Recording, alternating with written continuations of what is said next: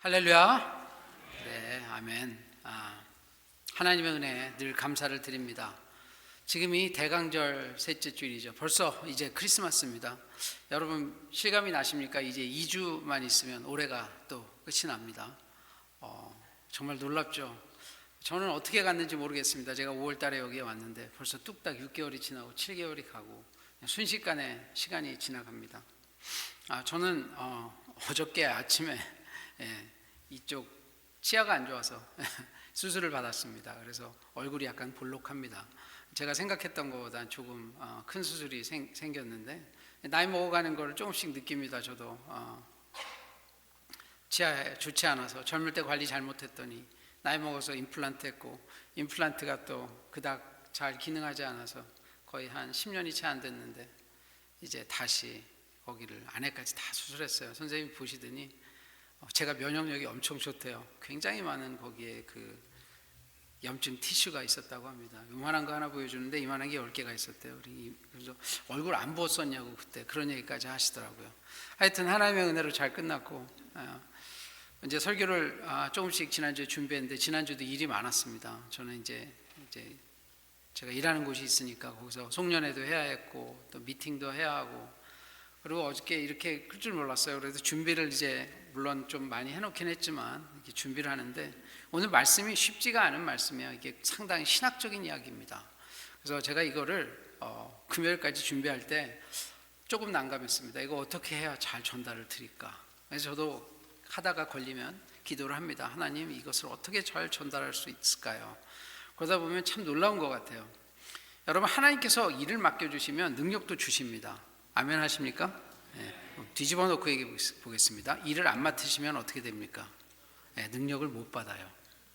교회 일을 안 하면요 능력을 못 받습니다. 저는 제가 일을 열심히 했을 때와 안 했을 때가 정말 정확하게 구분이 돼요. 그러니까 똑같은 크리스찬이에요. 남들이 보면 겉으로 다 그런 것 같아요. 제가 사역을 여러분 하시라고 얘기하는 건 사역을 안 하면 믿음이 자라지 않습니다. 사역을 하면서 어떤 일이 벌어져야 믿음이 자라냐면 실제적인 문제에 부딪혀야 해요. 기독교는 이론적 종교가 아닙니다. 기독교는 굉장히 프랙티컬한 현실적인 종교예요. 그러다 보니까 문제가 부딪히면 문제 해결이 되지 않고 끙끙 앓으면서 하나님을 찾게 돼 있어요. 그러면서 무엇이 생깁니까? 하나님이 뭐라고 말씀하시는지 궁금하고 그러다가 그 문제가 해결되는 걸 보면서 어떻게 우리가 생각합니까? 하나님이 살아계시는구나 이걸 느끼게 되죠. 그래서 기독교는 교회를 댕기면 안 돼요. 제가 교회를 다니는 것과 댕기는 거의 차이를 말씀드렸죠. 교회를 다니는 거는 그래도 다녀서 뭐 하는 분이고 왔다 갔다 하시는 댕기는 분들은 그냥 왔다 갔다 설교는 나가는 순간에 70% 잊어버리고 우리의 기억력은 이미 과학적인 데이터 다 나와 있어요. 3일 정도 되면 95% 잊어버린다고 하지 않습니까? 인간의 기억력은 안 그러면 인간이 기억력을 그렇게 많이 기억하면 인간이 이게 넘쳐요. 옛날에는 뭐 인간의 뇌를 10%만 사용하고 90%는 사용하지 않는다 이런 얘기를 했는데 요즘 뇌과학에 나오는 얘기를 보면 그런 얘기 다 맞지 않습니다. 인간은 뇌를 최대치로 사용해요. 그래서 여러분 느끼시죠? 많은 게 들어오면 더 들어올 자리가 잘 없어져요. 포화 상태가 계속 그것이 세포와 세포가 이렇게 연접을 해야 되는데 그때 시간이 필요하고 반복적인 학습이 필요해요. 그렇지 않으면 인간은 금방 망각합니다. 그렇기 때문에 하나님을 가까이 하는 것이 우리에게 복이라면 하나님을 가까이 할 수 있는 가장 빠른 방법은 뭘까요? 교회에서 일을 하셔야 돼요. 교회에서 일을 하든 세상에서 복음을 전하는 일을 하셔야 합니다. 그렇지 않으면 타이틀은 별로 중요하지 않아요. 저도 갭이 조금씩 있습니다. 뭐 사역을 하다 보면 교회를 이제 옮겨야 되고 하다 보면 갭이 있죠. 그때 사역에 비는 시간은 성경 열심히 치열하게 안 보고 기도 치열하게 안 해요. 여러분 느끼시죠? 실제 문제가 있어야 돼요. 사람 때문에 속상해야 사람 때문에 기도하다 보면 하나님을 더 깊게 만나죠. 교회에 문제가 생겨야 더 열심히 기도합니다. 사역을 하는 것은 하나님이 주신 축복의 통로예요. 아멘이십니까? 예, 이게 사역을 하고 여러분 이거는 경험으로 제가 얘기 안 드려도 다 아실 거예요. 타이틀 중요하지 않습니다.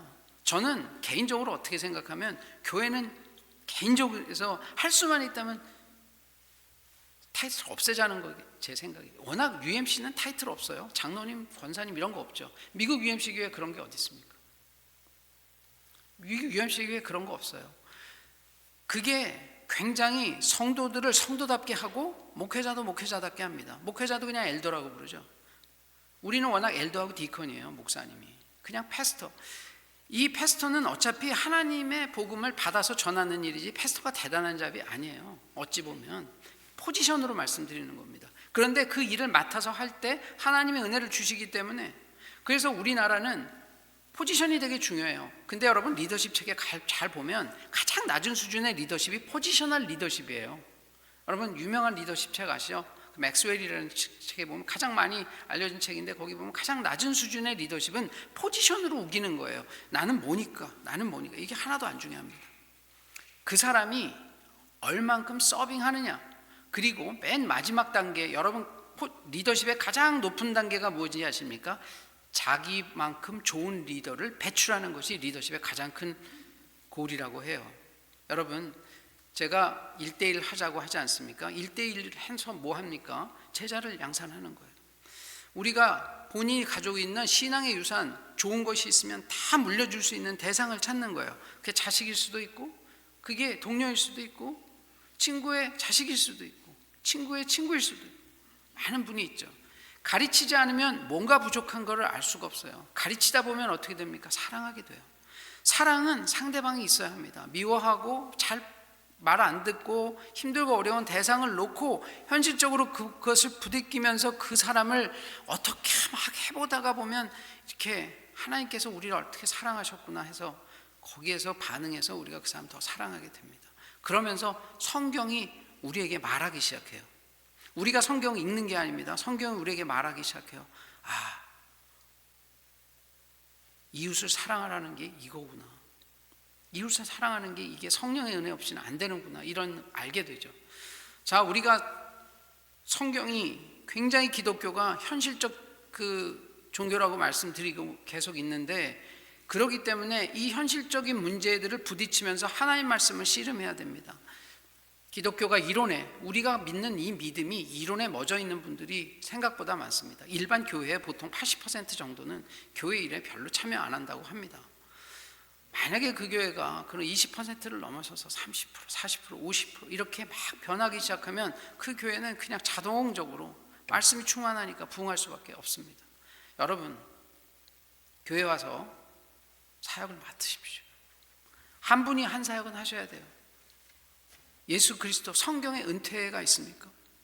성경에 은퇴라는 단어가 없어요. 인간이 만들어내는 단어입니다. 교회에서 은퇴 없어요.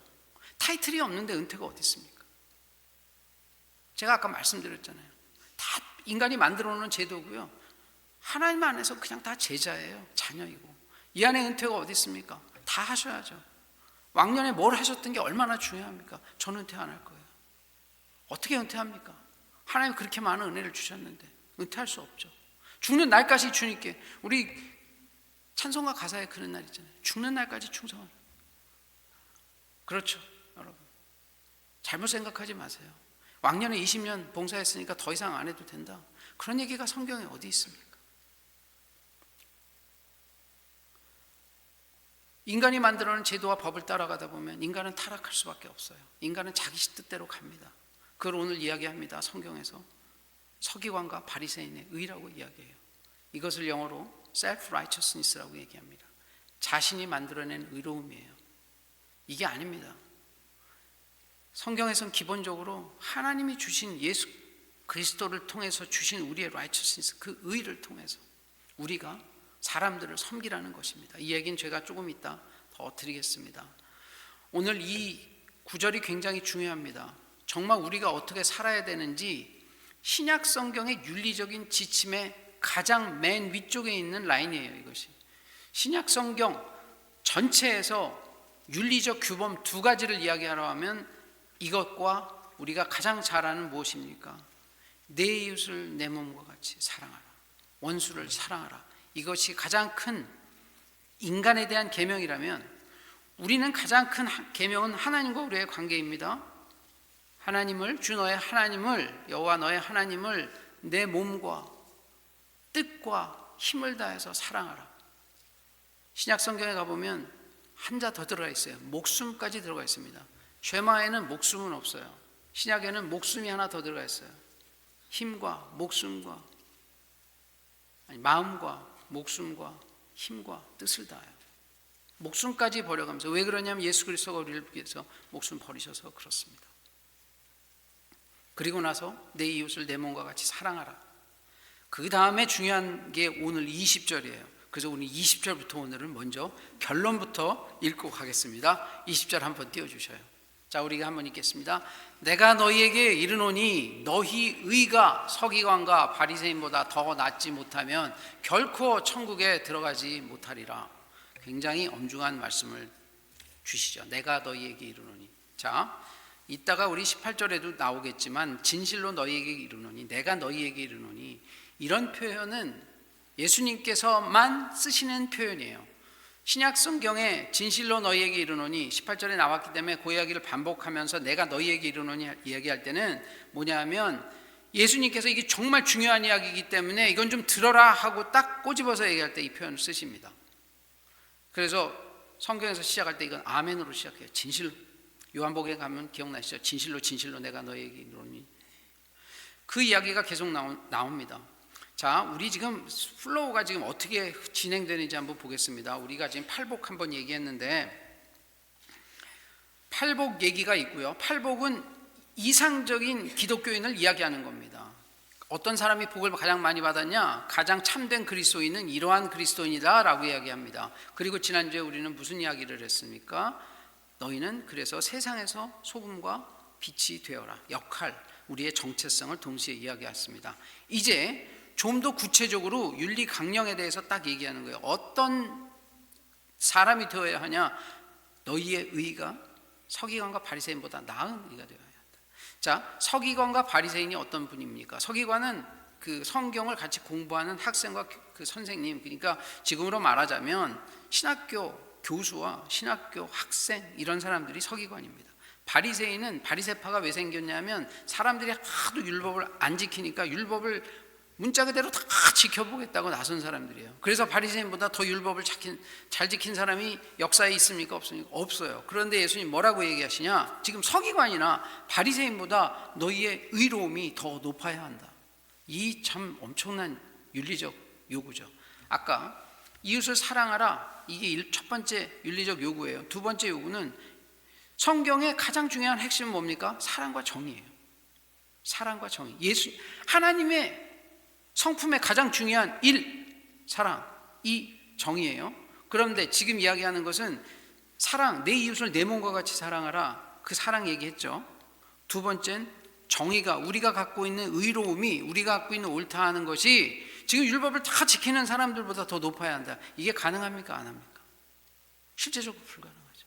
이 말씀을 문자 그대로 지금 우리가 받아들이면 우리는 참 부끄러운 신앙생활을 하고 있는 거죠. 저도 어제 이거 보다가 마음이 굉장히 무거워요. 정말 이 게임이 안 되는 지금 이런 상황에서 제가 이걸 어떻게 이 말씀을 감당하냐. 이건 그냥 그래, 또 좋은 이야기지, 이러면 문제가 없는데 이거 진짜 한번 실천한다고 생각하면 우리는 제대로 한 번이라도 노력도 안 해보는 거죠. 기독교인으로 살다 보면 말씀을 많이 듣는데 실제 말씀대로 한 번도 살아보려고 안 하는 사람도 의외로 많아요. 왜냐하면 저도 제가 39에 그런 변화가 생기기 전까지 그냥 비슷하게, 그러니까 컨베이어 벨트, 에스컬레이터 같이 타고 가는 사람처럼 그냥 했습니다. 신앙생활은 에스컬레이터나 엘리베이터 타고 가는 게 신앙생활이 아니에요. 신앙생활은 전에 제가 말씀드린 것처럼 신앙생활의 가장 좋은 비유는 언덕에서 자전거 타는 것과 비슷합니다. 가만히 있으면 뒤로 가게 돼 있어요. 올라가려면 에너지 써야 합니다. 언덕에서 걷는 사람은 가만히 있으면 그 자리에 있죠. 신앙은 그렇지가 않아요. 신앙은 가만히 있으면 뒤로 내려옵니다. 왜 그럴까요, 여러분? 인간이 죄인이라 그래요. 인간을 가장 기본적으로 정의하는 단 한마디가 뭘까요? 인간은 죄인이에요, 본질적으로. 자, 그런데 우리는 인간을 또 하나, 그리스도인을 정의할 수 있습니다. 인간을 어떻게 정의합니까? 인간은 의인이에요. 그런데 이 의인은, 죄인은 본질적으로 죄인이고요, 의인은 하나님이 의인으로 쳐줘서 의인이에요. 이 구분이 되시나요? 우리는 죄인이고 의인이에요. 우리의 본질은 죄인입니까? 의인입니까? 우리는 죄인이에요, 본질은. 근데 왜 의인이 됩니까? 예수님이 의인으로 쳐주신 거예요. 하나님이 그렇게 쳐주신 거예요. 그걸 뭐라고 그래요? 칭의. 여러분 다 들어보셨죠? 칭의, 의롭다 함을 일컬음을 받는 건데 실제 우리 의로워요, 안 의로워요? 안 의롭죠. 우린 안 의로운데 왜 그럼 의롭다고 쳐주십니까? 예수 그리스도를 믿으면 그 믿음에 생긴 그 의가 우리에게 전가가 돼요. 전가가 됩니다. 그 전가를 받았기 때문에 우리는 의를 갖고 있다라고 쳐주시는 거예요. 하나님이. 이 의가 없으면 어떻게 됩니까? 천국에 못 들어가요. 천국은 죄가 하나라도 있으면 못 들어가요. 그래서 우리가 윤리적으로 아무리 애써도, 아무리 노력을 해도 천국에 가요, 못 가요? 궁극적으로 완성된 천국에서 우리는 찰 수 없어요. 하나님은 죄가 하나도 없으시기 때문에 죄가 있는 백성하고는 한 공간에 거할 수가 없습니다. 그래서 하나님을 구약에 보면 죽는다고 얘기했죠. 그 이야기는 그 이야기예요. 하나님은 죄와 같이 동거할 수 없어요. 같이 양립할 수 없습니다. 이 죄가 완전히 해결이 돼요. 이 죄를 완전히 해결할 수 있는 방법은 우리가 열심히 신앙생활을 하는 게 아니에요. 예수 그리스도의 복음을 믿어야 합니다. 이걸 착각하면 기독교가 종교가 돼버려요. 종교 생활이 됩니다. 교회를 열심히 나오고 헌금을 하고 뭐 이것도 안 하면은 아예 그건 그냥 종교인이라고도 말할 수 없죠. 주일날 예배도 안 나오는 사람, 제가 가끔 그런 표현 쓰거든요. 학교 안 나가는 사람이 학생입니까? 등록금 낸다고 학생이 아니에요. 학교 나가야 학생이죠. 교회 와야 교인이에요. 교회 드문드문 오고. 여러분, 교회를 드문드문 오는 분은 하나님에 대한 사랑이 없어서 그래요. 하나님의 사랑이 있으면 하나님 보고 싶죠. 물론 집에서도 봅니다. 그런데 하나님이 사람을 불러낼 때 개인으로 불러내신 게 아니라 교회로 불렀어요. 신약성경에 가보십시오. 처음 교회를 만들 때 성령의 오순절 때 임할 때 교회 통으로 불렀습니다. 그렇기 때문에 교회 생활 안 하면 신앙이 안 자라요. 이거는 제가 억지로 만드는 게 아니라 신약성경에 나와 있는 그 얘기를 그대로 드리는 거예요. 여러분, 그래서 마음이 자라. 그런데 가서 또 그래서 신앙생활은 따로 또 같이 해요. 혼자 하는 시간이 있어야 하고 따로 함께 해야 하는 시간이 있어요. 이 두 가지가 같이 가야만 신앙생활이 됩니다. 같이 묻어서만 간다고 신앙생활이 늘지는 않아요. 어느 정도 잘합니다. 그러나 진짜 잘하려면 개인으로 가서 해야 돼요. 학교에서 수업받는 것으로 안 됩니다. 집에 가 공부를 해야 공부가 진짜 되잖아요. 동일합니다. 교회 생활은 성경을 읽으면 읽을수록 그닥 간단한 일이 아니에요. 예수 그리스도의 제자가 된다, 크리스찬이 된다라는 건 그닥 심플하게 그냥 교회 댕기고 나는 믿었으니까 그냥 구원 받았지 하는 그런 게 아닙니다. 그런 식으로 가면 그냥 값싼 구원을 받을 수는 있을 것 같아요. 그러나 그 이상은 안 됩니다. 예수 그리스도께서 원하는 레벨은 그런 레벨이 아니에요. 하나님이 원하시는 우리의 삶은 그런 게 아니에요.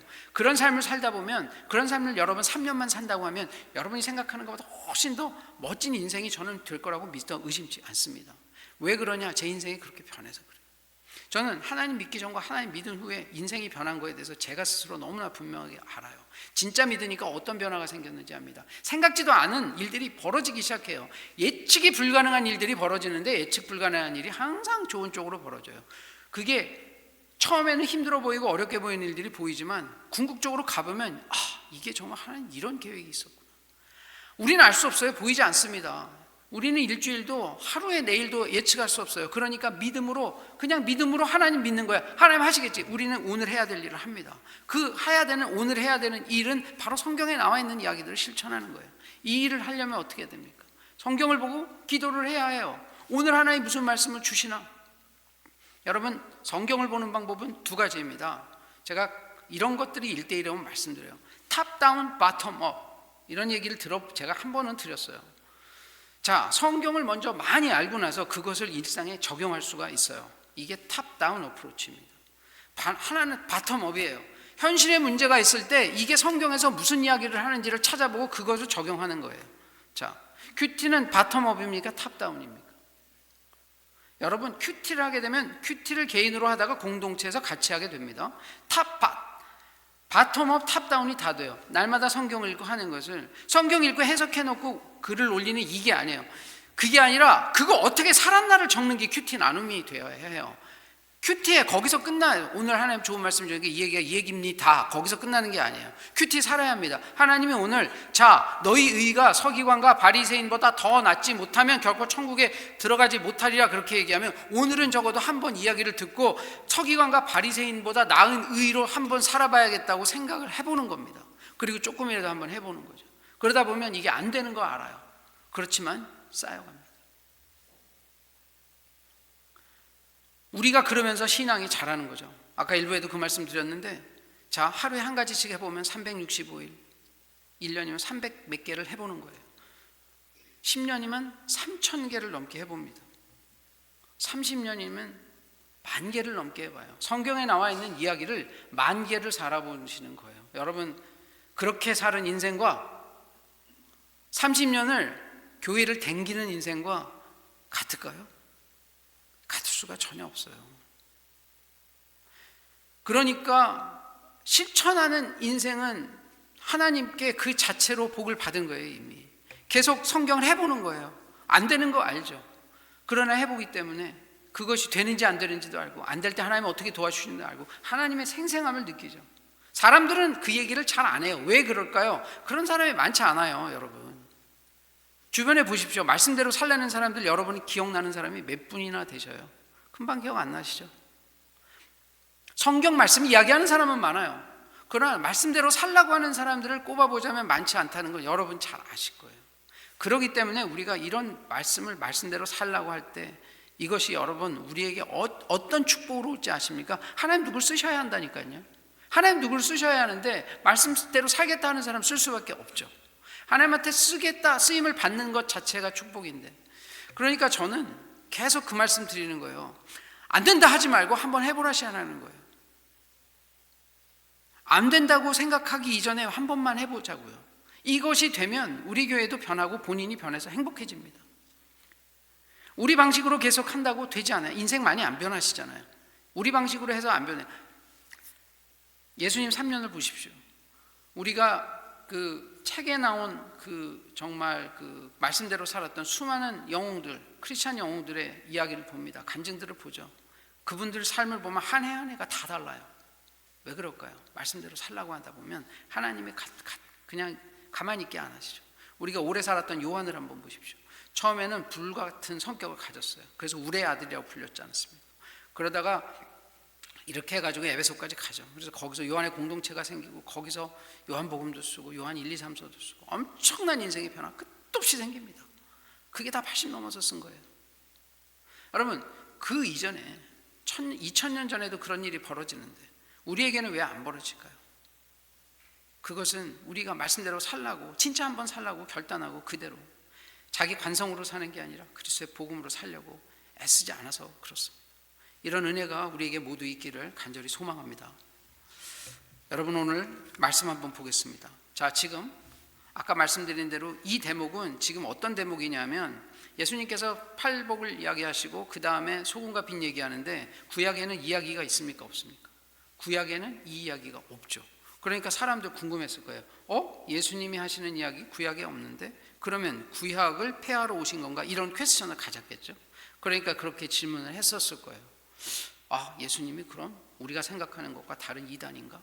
아니면 이분은 또 다른 복음을 전하는가? 궁금했을 겁니다. 그렇기 때문에 예수님이 여기서 그게 아니다 라고 말씀하시는 거예요. 왜 이 이야기가 구약의 연장선상에 있는지에 대해서 말씀하십니다. 17, 18절에는 무엇을 이야기하시냐면 그 구약에 이야기한 얘기와 예수님이 어떤 관계인지에 대해서 얘기하셔요. 그러니 구약과 예수님의 관계는 어떻고 그 다음에 19절 20절은 그 구약과 우리 크리스찬 당시의 제자들이 어떤 관계가 있는지 이야기하십니다. 제가 그래도 좀 기분 좋은 일이 있어요. 이제 제가 토요일이나 주일에 설교를 하면 이제는 성경 꺼내 보시는 분들이 많이 생기셨어요. 교회 처음보다 성경을 계속 저는 개인적으로 설교를 제일 잘하는 사람은 많은 사람들이 성경을 꺼내보게끔 유도하는 사람이라고 생각을 해요. 제가 하나님께 은혜 받았을 때 제일 먼저 안 보던 성경에 손이 갔어요. 제가 그때 39에 부흥회 갔다가 은혜 받았죠. 근데 그건 짧아요. 그 얘기로 평생 살 수 없어요. 성경에 엄청나게 많은 이야기가 있지 않습니까? 그 다음부터는 끊임없이 성경을 궁금하게 만드셔요. 설교자가 성경을 궁금하게 만들어야 저는 좋은 설교자라고 생각해요. 왜냐하면 설교자는 자기가 살아본 인생밖에 없지 않습니까? 그걸로 얼마나 많은 것들을 설교할 수 있겠습니까? 설교의 가장 중요한 목적 중에 하나는 저는 그래요. 말씀을 선포하는 것도 있지만 여러분들이 성경을 꼭 보게 해주셔야 된다고 저는 믿어요. 그렇기 때문에 여러분 성경을 꼭 보십시오. 오늘은 가서 마태복음 보세요. 자, 저는 강해 설교를 하지 않습니까? 그러면 여러분 다음 주 거 궁금하시죠? 다음 주엔 예습해서 오세요. 이젠 뇌과학이 굉장히 많이 발달해서 사람이 학습 효과를 갖는데 가장 높은 학습 효과를 가질 때는 복습이 아니라 예습이랍니다. 요즘은 대학이나 대학원, 미국은 대학원은 압도적으로 그래요. 미리 다 머티리얼을 줍니다. 강의할 내용까지 다 보내주고요. 미리 공부해오라 그래요. 강의를 간단하게 하고 사람들 사이에 디스커션을 합니다. 이렇게 할 때 학습 효과가 훨씬 올라간다는 거예요. 그러니 전통적인 설교의 방법은 한계가 많다는 게 지금 뇌과학으로는 알려져 있는 거예요. 제가 아는 목사님, 히스패닉 목사님, 우리 신학교 교수님은 그래서 인터액티브 설교라는 걸 해요. 설교를 질문을 주고받습니다. 저는 제가 학교에서 강의할 때는 이렇게 일방적으로 절대 강의 안 해요. 한 20%, 30%는 계속 질문을 받습니다. 질문하다가 모르는 걸 깨쳐요. 여러분, 질문이 얼마나 중요한 거냐면 질문이라는 방법이 이 교육이라는 거에 가장 커다란 혁명을 가져온 방법입니다. 제가 오늘 잠깐 이야기를 드리면 이것이 그 세계 최초의 대학인 그 이탈리아의 대학에서 개발된 학습 방법이에요. 그래서 퀘스천. 그래서 우리는 성경을 볼 때 어떻게 해야 되냐면 사람에게도 질문해야 되지만 하나님께도 질문해야 돼요. 하나님, 이거 모르겠어요. 그래서 제가 그런 표현 썼습니까? Wrestle with the word. 하나님이 주신 말씀을 갖고 치열하게 고민해야 돼요. 질문해야 합니다. 하나님, 이야기는 무엇입니까? 저도 어젯밤에 깨달은 것도 많습니다. 설교 준비하다가 잘 전달해야 되는데 잘 모르니까 하나님을 어떻게 전달해야 돼? 기도합니다. 그럼 말씀 갖고 하는, 제가 오늘 설교를 위해서 주석책을 많이 읽었는데 제가 느낌으로 알고 있는 이야기를 정확하게 나온 주석책이 없더라고요. 너무나 가슴이 답답했어요. 그래서 몸은 아프고 제가 이 수술했으니까 생각보다 몸을 많이 이렇게 힘들게 하더라고요. 그러니까 뭔가 안 되는데 그래서 어젯밤에 마지막까지 하나님 이거 어떻게 전달해? 근데 마지막에 하나님께서 생각을 주신 게 오늘 제가 드리는 말씀이에요. 자, 여러분 미리 성경 보고 오시고 우리가 지금 이것을 조금씩 하나님의 말씀과 레슬링 할 때 여러분 각자에게 똑같은 설교를 주시더라도 주시는 말씀이 다 다르고 그것이 은혜를 다르게 주실 줄 믿습니다.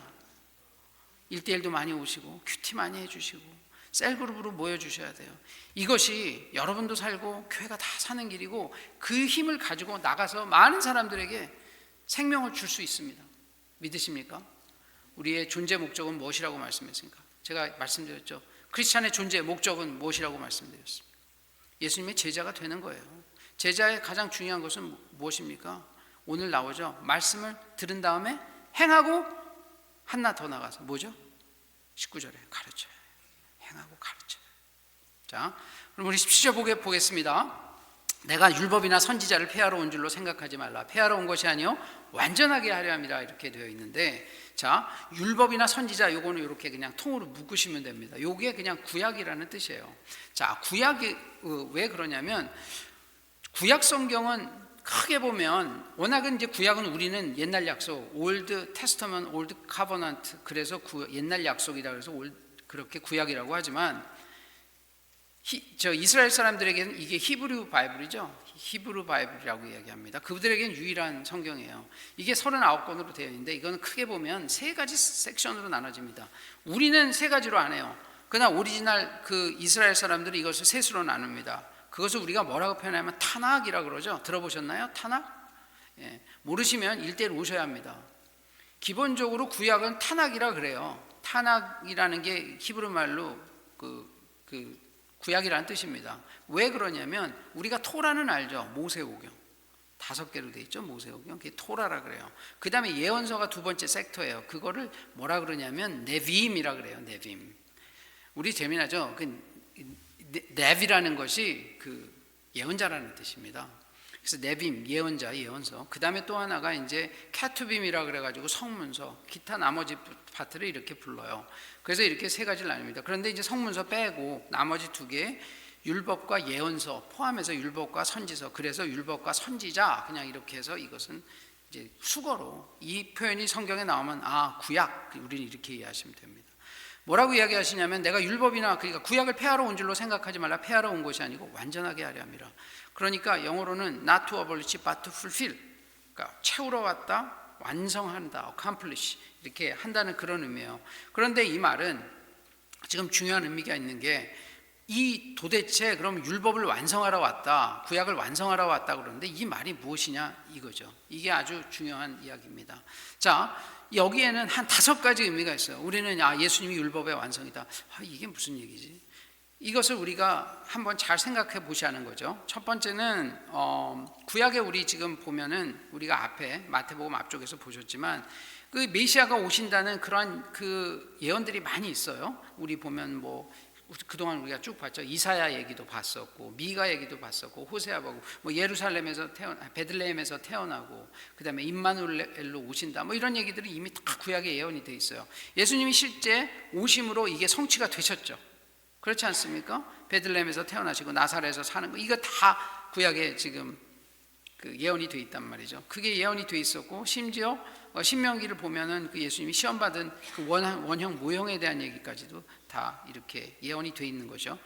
그렇기 때문에 이런 것들이 예수님에서 이루어졌기 때문에 이게 구약의 완성이다. 이제 첫 번째는 이렇게 이야기하는 것입니다. 두 번째는 예수님께서 오신 것이 구약에 보여줬던 어떤 그런 이벤트들, 예를 들어서 그 홍해를 건너온, 애굽에서 모세가 홍해를 건너온 그 이벤트도 예수님이 사람들을 데리고 구원의 그 강을 건넌다는 그런 의미의 어떤 모형으로 있던 것입니다. 그 당시에 있던 제사도 무엇이냐면 하나님하고 관계를 올바르게 하기 위해서, 죄를 지면 하나님 못 만나니까 제사를 통해서 죄를 없애야 하고 하나님이 그런 방식을 만들어 주셨죠. 그래서 다시 하나님과 바른 관계에 들어가야 하나님을 만나죠. 그것도 그래서 구약에서 모형으로 주셨던 것들이 예수 그리스도가 본인의 몸을 바쳐서 완전한 제사를 드림으로 이제 우리한테는 그 길이 열린 거죠. 그래서 구약의 제사 모형이 예수님 때 예수님의 피로 완전히 완성이 됐습니다. 그 다음에 세 번째로는 무엇이냐면, 율법이 존재하는 이유는, 율법은 죄에 대한 목록이 나오고 율법을 자꾸 읽다 보면 내가 어떤 죄를 범했는지에 대해서 우리가 알게 되죠. 그 율법이 그 죄에 대해서 우리를 이렇게 자극시킵니다. 우리에게 조명을 해줘요. 그래서 죄를 알게 되죠. 그래서 회개하게끔 이끌으시는 거예요. 그 다음에 마지막에는 그러긴데 우리가 자력으로 이게 고쳐지지 않기 때문에 우리가 그 구원자를 찾게 되어 있습니다. 율법의 기능은 이 세 가지예요. 그런데 지금 율법이 이렇게, 예수님께서는 율법에 와 있는 그 죄 짓지 워낙 말라는 거지 않습니까? 죄를 쭉 나열하고. 그런데 예수님은 율법에 나와 있는 죄를 하나도 안 지으셨어요. 그리고 나서 완전한 상태에서 그 율법은 사람들의 죄를 없애게 하기 위해서는 또 제사를 해야 되니까 어린 양이 되셔가지고, 대속이라는 게 그거죠. 대신 본인이 죽으셔서 우리의 죄값까지 치르셨죠. 그 쭉 과정이 완전한 제사를 드렸을 뿐 아니라 하나님이 원하시는 그런 순종을 완전하게 드렸죠. 그러니까 구약에서 얘기하는 율법에서의 소위 저주, 율법의 저주라는 것은 무엇입니까? 율법에 나와 있는 죄를 지으면 인간은 죽는다, 이것이에요. 그러나 인간을 살리기 위해서 지금 이러한 과정을 십자가에서 밟으신 것이죠. 그래서 이것이 율법을 완성시켰다라고 하는 것의 또 하나의 의미입니다. 그리고 또 하나, 우리 아까 의로움 얘기 잠깐 했지만 이게 중요합니다. 의로움, 그러면 제가 하나님과의 올바른 관계, 이게 첫 번째 개념이고, 두 번째는 그걸 하기 위한 우리의 올바른 행동, 이제 그렇게 되는 거거든요. 바리새인과 서기관들이 겉모습으로는 그렇게 의롭게 하기 위해서 애를 썼습니다. 척은 아니에요. 열심히 했죠. 그러나 본질적으로 내면 안에는 그런 부패함이 그대로 있었습니다. 그런데 예수님은 죄 없이 사시다가 십자가에서 희생하심으로 정말 죄 없는 완전한 의로움을 성취하셨어요. 그렇기 때문에 이것도 또 하나 우리가 구약을 완성하셨다 하는 하나의 의미가 됩니다. 마지막으로 다섯 번째, 이게 중요한데요. 지금 보면 구약의 가르침들이 쭉 나옵니다.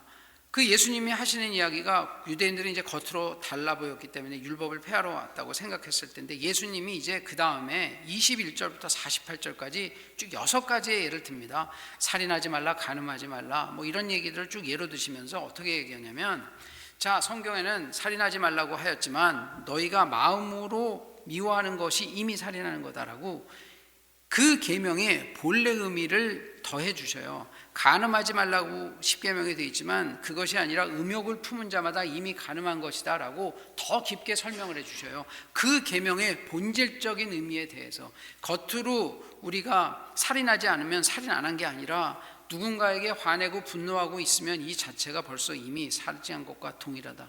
더 높은 수준의 윤리, 그리고 그것이 그 안에 숨어진 그 의미까지 다 이야기해 주시죠. 그래서 이러한 어떤 그 깊이나 높이가 더 깊어진, 계명의 깊이나 높이가 더 높게 이렇게 이야기하여 주시죠. 그래서 이것을 율법의 완성이다 이렇게 하는 거예요. 그때 나와 있던 그 계명보다 더 크고 깊은 이야기의 배경을 설명해 주시는 거죠.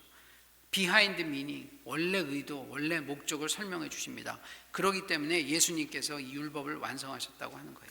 자, 다시 한번 보겠습니다. 예수님이 율법을 완성하셨다는 것은, 예수님이 태어나신 것은 예언서에 나와 있는 그 예언을 성취하셨습니다.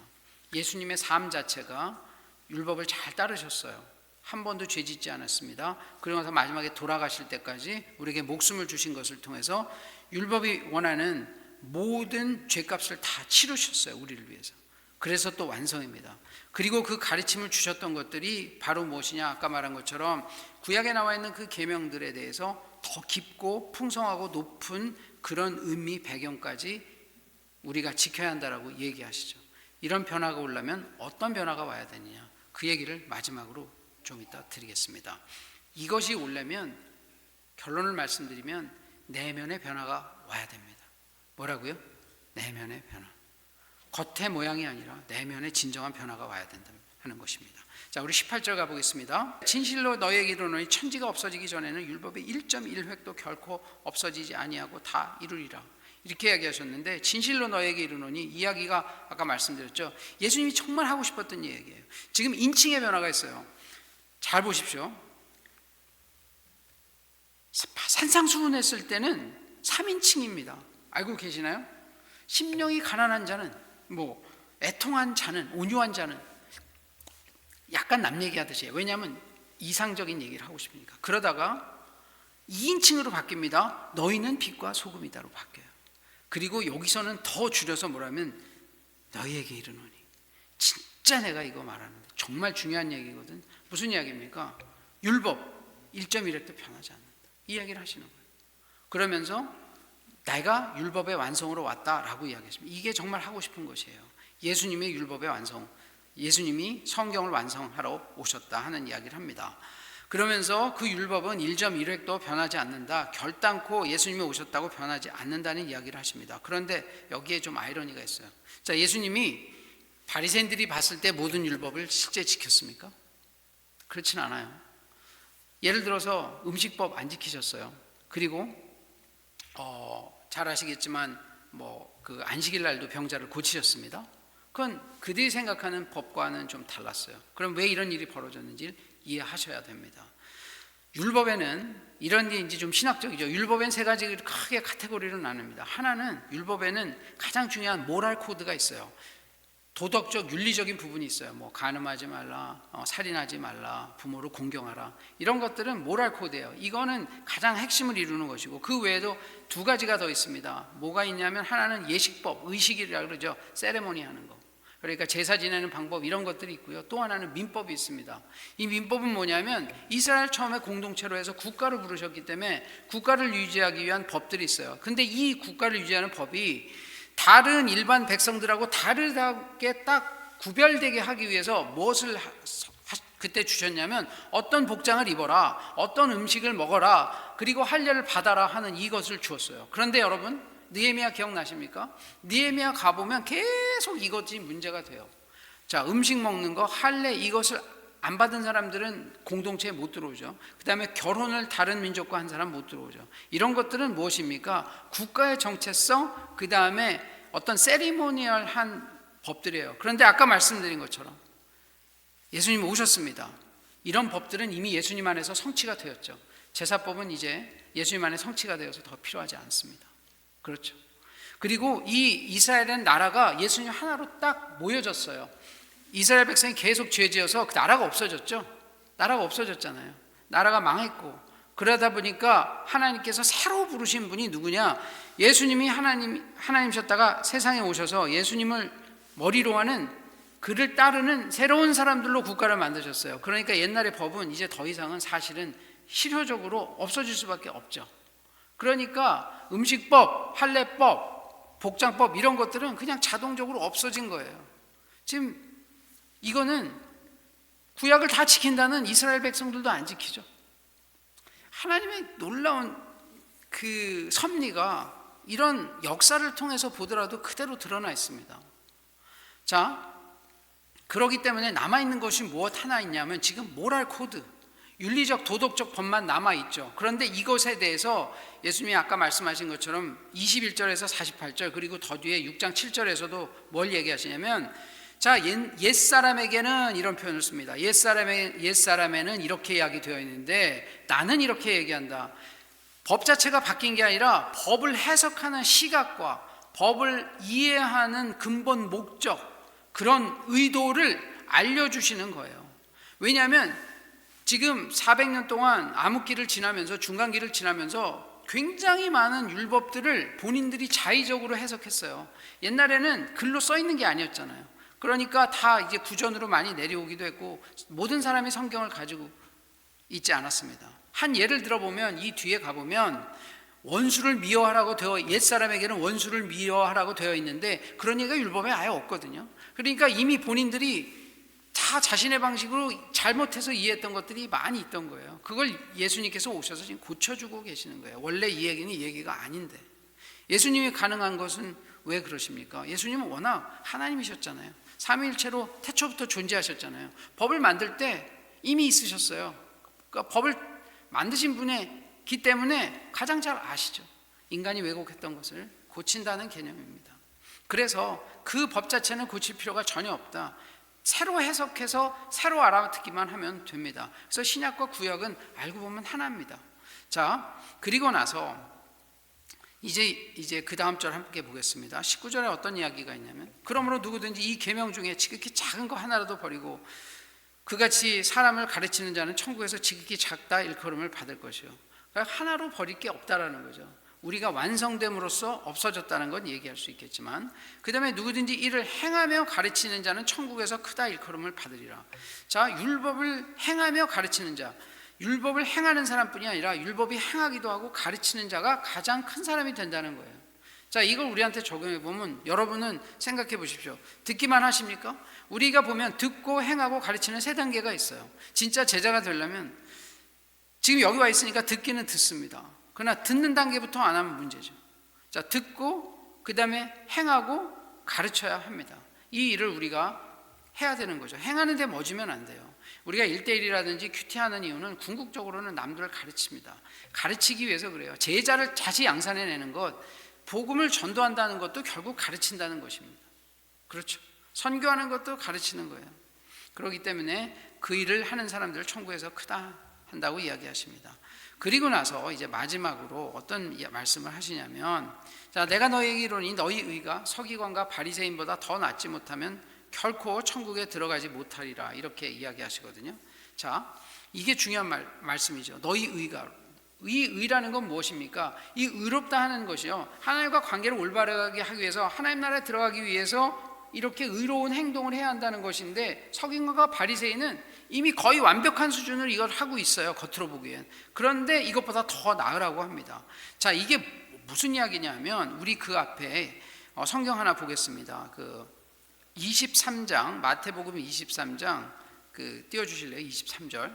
화 있으신 저 외식하는 서기관들과 바리새인들이요. 23장에 가보면 이런 표현이 7번이나 나오면서 계속 바리새인들이 외식하는, 그러니까 겉으로 그런 척하는 표면적인 의로움을 예수님께서 꾸짖습니다. 너희가 박하와 회양과 근체, 이게 이제 식물 이름이거든요. 그걸 거두고 나면 거기서 11조는 드리지만 율법에 더 중한 바 정의와 긍휼과 믿음은 버렸도다. 그러나 이것도 행하고 저것도 버리지 말아야 할지니라. 그런 작은 겉으로 보이는 것도 해야 되지만 근본적으로 그 속에 숨어 있는 그 정신을 버리면 안 된다는 거죠. 왜 이런 일들이 벌어지냐면, 가령 예를 들어서 안식일에 사람이 웅덩이에 빠지면 구하지 않거나 하는 일이 벌어지는 거야. 예수님한테도 어떻게 트집 잡았냐면, 예수님이 계속 오시는 게 아니니까 안식일에 가다가 병자가 있으면 가서 고쳐주거든요. 그러니까 이제 그것도 안식일은 쉬라고 했는데 왜 그렇게 하느냐고 자꾸 이렇게 이 바리새인들이나 서기관들이 예수님을 물고 늘어지죠. 자꾸 뭐라고 비판합니다. 그래서 예수님께서 뭐라고 하냐면, 안식일이 사람을 위해 존재하는 거지 사람이 안식일을 위해서 존재하는 게 아니라는 거예요. 우리가 갖고 있는 가장 큰 계명이 뭡니까? 하나님 사랑이 1번이죠. 그 다음 두 번째가 뭡니까? 사람을 사랑하는 것이에요. 그런데 구약을 잘 보면 사람의 사랑에 대한 부분이 알고 들어가 보면 있지만 겉으로 나와 있는 글자로는 많이 강조가 되어 있지 않아요. 우리가 제일 중요하게 생각하는 구약의 계명이 쉐마라고 신명기 6장 4절 5절 아닙니까? 거기에 하나님을 아까 말씀드린 거 마음과 뜻과 힘을 다해서 사랑하라고 되어 있지만 그 바로 붙어서 이 계명이 나오잖아요. 이 얘기는 레위기의 저쪽에 다른 데에 붙어서 나오거든요. 그런데 신약에서는 이게 굉장히 중요합니다. 결국 하나님을 사랑해서 뭐 하라는 것입니까? 세상을 사랑해 있는 그 이웃을 사랑하라. 이게 워낙 성경의 근본 정신이에요. 헷세대에. 그런데 그걸 우리가 망각하고 있다는 걸 예수님께서 두 번째 계명을 말씀하시면서 우리한테 리마인드해 주시는 거죠. 그러면 자 보십시오. 그들의 의는 저렇게 겉으로 드러나는데 지금 우리가 하나님이 원하시는 의를 하려면 이 속 사람이 변해야 된다는 거예요. 내면의 변화가 있어야 된다는 거죠. 그러면 내면의 변화는 어떻게 옵니까? 내면의 변화는 우리가 열심히 기도하면 변합니까? 우리가 열심히 뭔가 행위를 하면 변합니까? 그렇지 않다는 거죠. 어떻게 해야 변합니까? 예수 그리스도를 받아들이고 내 안에 중생, 거듭남이 있어야 한다는 것이. 내 안에 거듭남이 생기면, 근데 그 거듭남은 어떻게 생기는지 아십니까? 여러분 한번 여러분이 그런 거듭남을 경험했으면 어떤지 한번 생각을 잘 해보십시오. 나는 이렇게 살아야 하는데 실제 그렇게 못 삽니다. 그래서 거기에 한계 상황을 느낄 때에 예수 그리스도의 복음으로 그 한계 상황을 극복해요.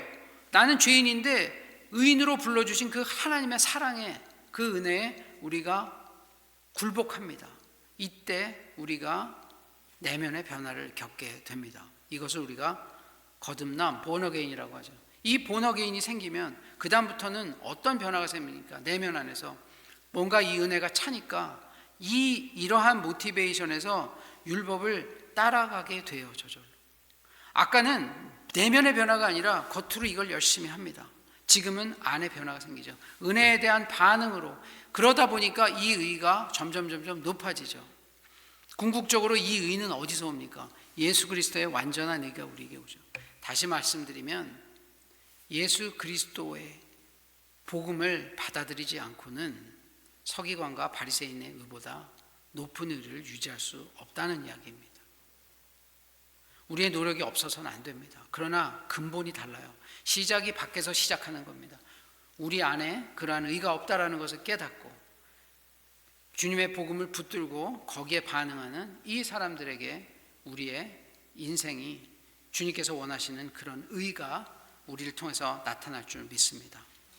자, 오늘 말씀을 정리합니다. 오늘 말씀은 두 가지입니다. 예수 그리스도는 성경을 완성시키기 위해서 오셨습니다. 그리고 제자들에게는 뭐라고 얘기하십니까?